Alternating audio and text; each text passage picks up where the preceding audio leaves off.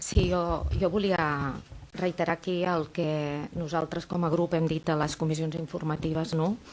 que, que davant aquest context important i molt greu d'emergència climàtica i malgrat que l'Agència Catalana de l'Aigua marca unes mesures i ha remès un model d'ordenança, nosaltres demanem i hem demanat amb temps, perquè creiem quines particularitats específiques s'aplicaran a la ciutat de Granollers. No només ho hem demanat nosaltres, sinó en comissió informativa també altres grups ho han demanat.